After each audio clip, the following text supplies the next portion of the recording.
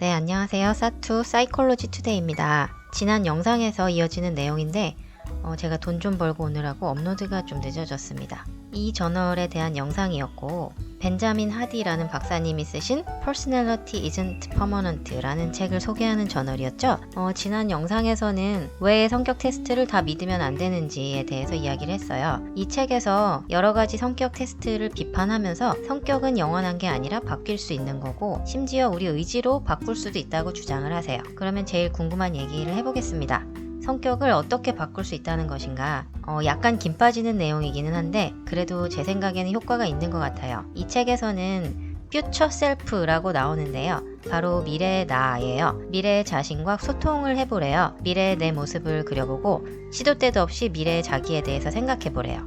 자기계발서에 많이 나오는 내용인데 꿈을 이루려면 꿈을 시각화하라는 말이 나오죠. 그거랑 비슷한 개념인 것 같아요. 여러분 책상 앞에 붙여놓은 람보르기니처럼요. 요즘에는 람보르기니가 젊은 부자들의 상징처럼 돼버린 것 같아요. 돈에 대한 책만 읽었다 하면 람보르기니 얘기가 꼭 나오더라고요. 저는 개인적으로 벤츠 카브리올레를 좋아합니다. 매 순간순간 이렇게 미래의 자기와 관계를 맺어야 된대요. 미래의 자기라는 건 까놓고 말하면 목표죠. 이 목표가 현재의 나를 움직이게 하고 행동하게 만들어요. 내가 미래에 되고 싶은 그 사람이 지금의 내 행동을 바꾸는 동력이 된대요. 근데 이거는 성격을 바꾸는 게 아니라 행동을 바꾸는 거 아닌가요? 그게 그건가요? 성격을 바꾸면 행동이 바뀌고 행동을 바꾸면 성격이 바뀌고 그런 건가? 아무튼 스스로에 대한 시각을 과거에서 미래 지향으로 바꿔야 된다는 말이에요. 심리학 이론 중에 미래 행동의 최상의 예측 변수는 바로 과거다 라는 말이 있대요.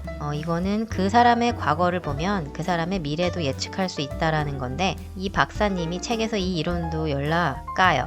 만약 이 이론이 사실이면 너무 절망스럽지 않나요? 과거는 이미 지나가 버린 일이라서 더 이상 우리가 어떻게 바꿀 수가 없는데 그럼 바꿀 수 없는 과거가 우리 미래까지 결정해 버린다는 거잖아요. 근데 이렇게 과거에 붙들려서 성격을 바꾸는 게 불가능해지는 이런 절망적인 상황이 벌어지는 경우가 있기는 있대요. 두 가지 경우가 있는데 첫 번째는 과거에 겪었던 트라우마가 아직 치유되지 않았을 때, 그리고 두 번째는 현재의 환경이 좀 지랄 같아가지고 도저히 이 개떡 같은 상황에서는 그 누구도 성장할 수 없는 그런 환경에 있을 때래요. 이 박사님은 트라우마에 대해서 연구를 하다가 이 책까지 쓰게 되었다고 하는데요. 트라우마가 치유되지 않으면 사람은 희망과 상상력을 잃어버리고 미래에 대한 꿈도 못 꾸고 자꾸만 과거에 붙들려 있게 되고 그러다 보면 결과적으로 성격도 고착되게 되는 거래요.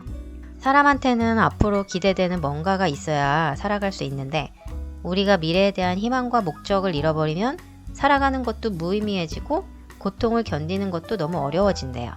그래서 사람들이 이런 고통스러운 현실에서 멀어지고 싶어서 중독에 빠지는 거래요.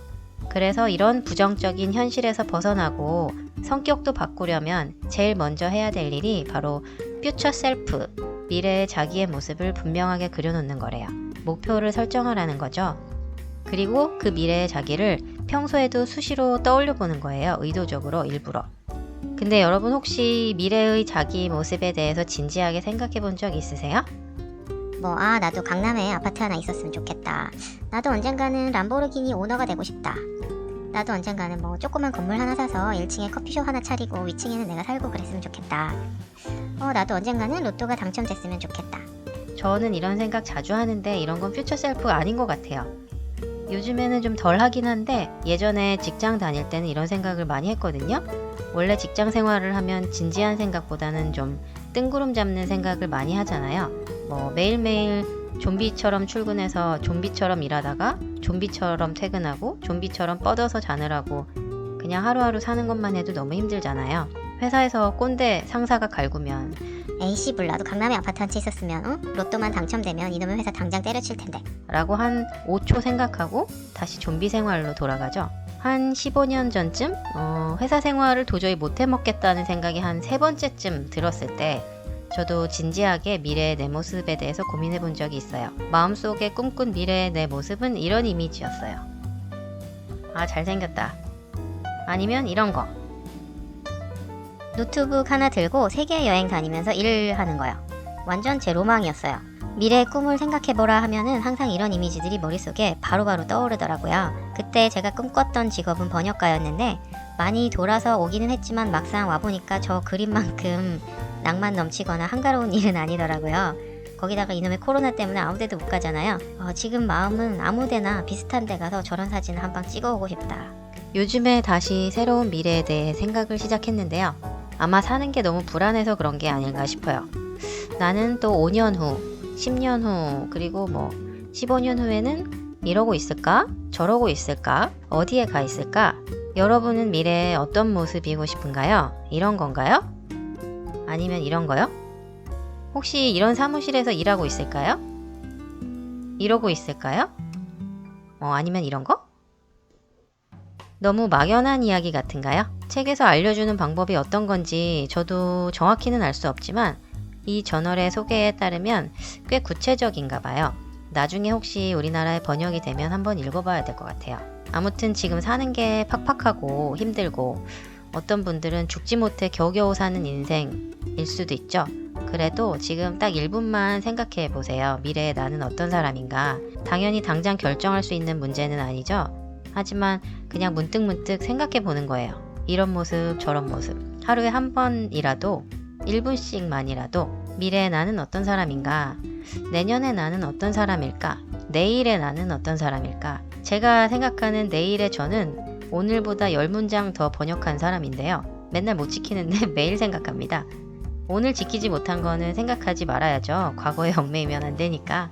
매일 열심히 자기 개발하는 대단한 사람들만 이런 거 할 수 있는 거 아니에요. 지금 삶이 너무 고통스럽고 힘들어서 죽고 싶은 사람일수록 딱 1분만 생각해 보셨으면 좋겠어요.